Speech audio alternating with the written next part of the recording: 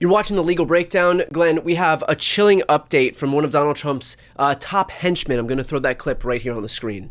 Doing at DOJ, and all we're doing across the government is saying, get the truth out, and then, by the way, let's hold people accountable, and that's exactly what's going on. So when Bill Pulte sends a criminal referral over to us, and he says Letitia James and Adam Schiff, and by the way, both their lawyers have come out and talked publicly about that criminal referral, so you can talk to them about the specifics, because I'm going to tell you what we're going to do is we're going to follow the facts. Every American that has a mortgage or has other documents they sign has to follow the law. We're going to go to the very bottom of the facts, and if somebody did something wrong, we're not only going to hold them accountable, we're also going to look at everything else that they've been doing, because when you're a liar, you lie not just on one thing. When you're a cheater, you cheat not just on one thing. When you're doing corruption, you generally don't just do it on one thing. So that's our what we're asked to do as prosecutors, and that's what we're doing. All right, so Glenn, that was Ed Martin, who is right now Donald Trump's pardon attorney. He's also in charge of the weaponization of government committee,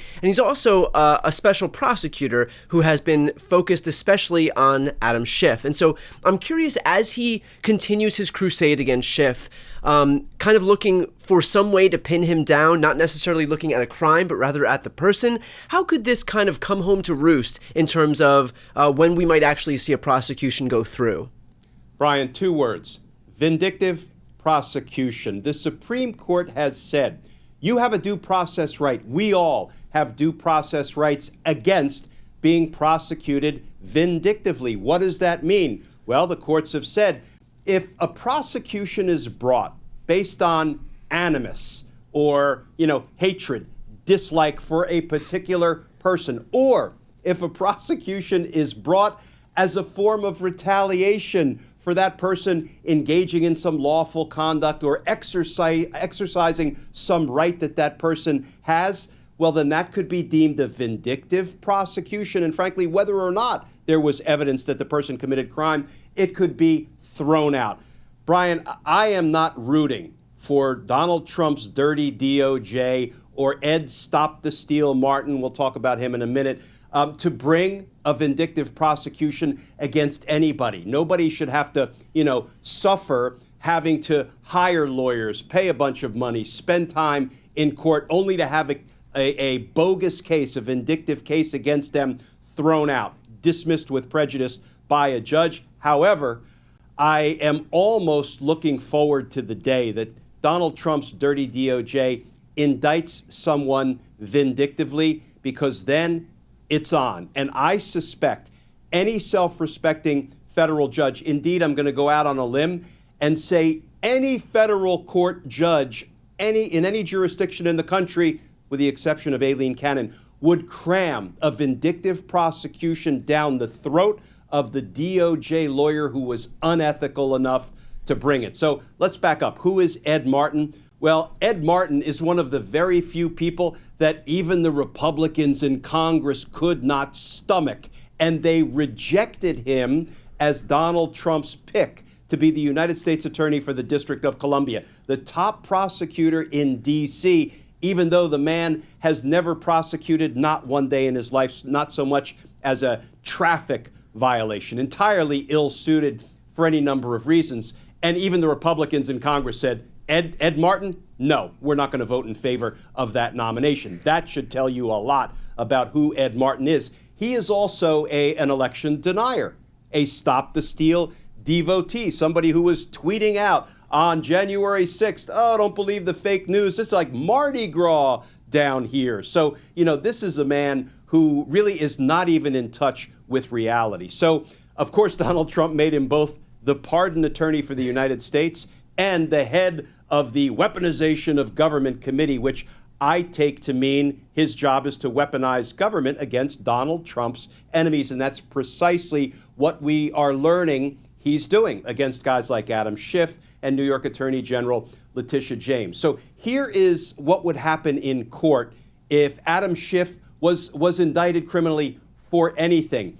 So first of all, Adam Schiff's lawyer would make a motion to dismiss based on vindictive prosecution. Why? Well, because Donald Trump's animus, his dislike, his hatred of Adam Schiff has been trumpeted, particularly on Donald Trump's, little social media platform over and over and over again. So for starters, we know that any prosecution of Adam Schiff brought by Donald Trump's Department of Justice, and because there's no separation these days between Donald Trump, the president, the White House, and the leadership of the Department of Justice, Donald Trump is, in essence, the prosecutor in the case. Because we know it was born of animus of the person, having nothing to do with any potential crimes of Adam Schiff, that is a basis to have the case thrown out for vindictive prosecution. But there is a secondary basis if it's not born of animus, but it is brought in retaliation for Adam Schiff exercising some legal right. Let me break that down for our viewers. The usual case of vindictive prosecution, and you don't see it arise all that often because as a career prosecutor for 30 years, I never saw a prosecutor bring a vindictive prosecution because they hated the defendant or because the defendant had exercised some legal right, so the prosecutor decided he needed to be punished. Here's what that looks like. Let's assume that somebody demands a jury trial rather than having a judge alone trial, what we call a bench trial. It's much more cumbersome and burdensome for prosecutors to prosecute a jury trial than it is to just try the case to a judge alone. And so the defendant says, I'm going to exercise my right and demand a jury trial. And the prosecutor says, oh, really? Then I'm going to up the charges against you. The Supreme Court has said that's a due process violation. Why? Because the defendant is exercising his or her right, constitutional right, to a jury trial. So the prosecutor can't be vindictive, cannot punish a defendant for exercising a legal right. Now, the variation on that theme is Adam Schiff was engaged in not only lawful, but constitutionally mandated responsibilities when he did what? When he was an impeachment manager, which is another word for a prosecutor when it is in the context of an impeachment hearing or an impeachment trial. He participated in the impeachment of Donald Trump. And we all know that that's one of the reasons Donald Trump would retaliate. So actually, Adam Schiff would be able to prove vindictive prosecution in both of those ways, but he only has to prove one of those things motivated the prosecution. And I know I'm turning this into a criminal law 101 class, but let me touch on one more thing, and that is the burden of proof. Here is how that works. Once a defendant makes a claim, makes a reasonable showing that the prosecution is likely born of animus or retaliation, then the burden shifts to the prosecutors to essentially convince the judge, no, it wasn't.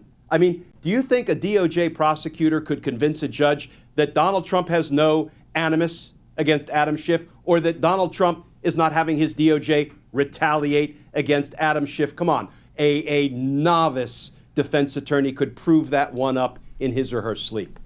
But Glenn, if we know that vindictive prosecution is a defense against what may very well be a vindictive prosecution, why is Ed Martin coming out and parading this around, offering up this defense on a silver platter to Adam Schiff? Is it because he knows that there's no there, and so really, at the end of the day, his only goal is to kind of prosecute this case in the court of public opinion, to paint Adam Schiff as some nefarious actor, knowing full well that when he gets into the courtroom, no judge is going to bite? Of course, he is taking a page out of Donald Trump's dirty playbook. Just announce the investigations and poison the well of public opinion against Adam Schiff or whoever the Trump enemy du jour is. I do not believe there will be a prosecution against Adam Schiff or any of Donald Trump's other announced enemies. We can go back 10 years. He was going to prosecute Hillary Clinton, lock her up. Remember that chant? And 10 years later, she hasn't been indicted, prosecuted for anything. Donald Trump doesn't intend to prosecute people. He intends to announce criminal investigations and just let that permeate the public's consciousness. It's worth asking, too, what's the point of having people in positions of power whose sole goal is to just poison the well of public opinion by attacking Democrats and not really doing anything worthwhile with it? Like, I don't really understand the point of Ed Martin here.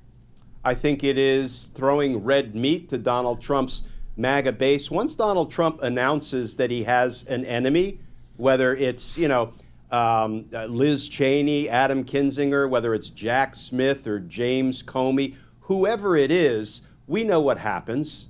Donald Trump's most rabid and lawless supporters, including what I would call some cult members, will potentially immediately make life very difficult for those announced enemies. And that, I think, is part of what Donald Trump seeks to accomplish. And in this day and age, it has become so volatile and dangerous with, for example, false police calls being made, to, for example, a judge that Donald Trump has announced is a corrupt, radical left-wing judge who is wrongfully going after him. What happens? That judge's home address is swatted, and that means they call in a fake crime of violence having occurred at that judge's house, and the SWAT team, the police, show up in full force with guns drawn. This is what Donald Trump's base has been inspired to in the past, and it looks like Ed Martin is just kind of taking that page out of Donald Trump's playbook.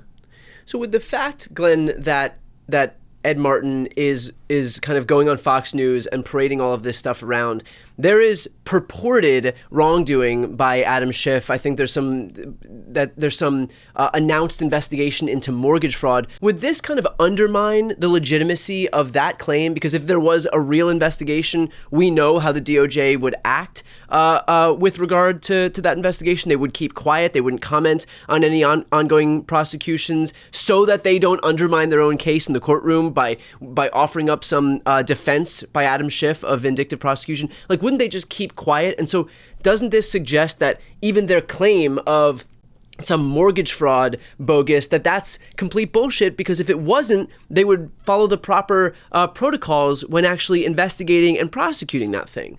Yeah, Brian, we actually have something called the U.S. Attorney's Manual, which is our procedural Bible. It tells us the do's and don'ts of prosecution.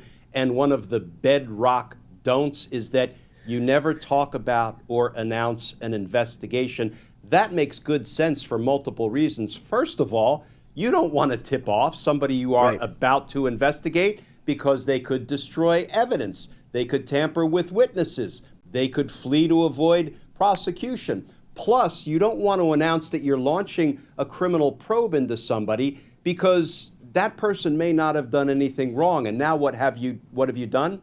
You have poisoned the public opinion against that person. You've damaged their reputation, maybe their livelihood, when they did nothing wrong. There are all sorts of reasons we don't announce criminal investigations. But, Ed Stop the Steal Martin is the antithesis of the responsible prosecutor. He is nothing more than a mouthpiece, a flunky, a lapdog for Donald Trump. And everything he says seems like it's, calculated to please dear leader. And I hate that I'm even going to suggest this.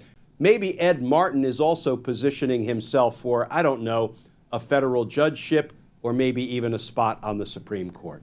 Right. I mean, we've seen that the only way to advance in Trump's Republican Party is to just pander to really one person. Everything they do is for an audience of one. And so really, with this thing as it relates to Adam Schiff, again, there's no rational or reasonable linear justification for what they're doing because there's not a legitimate prosecution at the end of this. This is all just to please Donald Trump. It is theater. It is a performance in very much the same way that a court jester performs for the king. I mean, these people are debasing themselves as part of an act for Donald Trump. And so, when you have an audience of one, the normal course of business wouldn't apply because Trump isn't interested in all of that stuff. He just wants the performance for himself. And these people in turn are looking to help themselves climb up the ladder because you can really fail all the way to the top in today's Republican Party. And so I wouldn't be surprised, to your point, if we see an Ed Martin nomination for some appeals court judgeship or even the Supreme Court at some point in the future, because that's what we know Trump is looking for. With that said, we will, of course, stay on top of any possible vindictive prosecutions at the hands of Ed Martin or any other MAGA Republicans here. For those who are watching, if you want to follow along on this or other legal news, please make sure to subscribe. The links to both of our channels are right here on the screen. It's the best way to support our work. It is completely free, and it's a great way to support independent media. I'm Brian Tyler Cohen. And I'm Glenn Kirshner. You're watching The Legal Breakdown.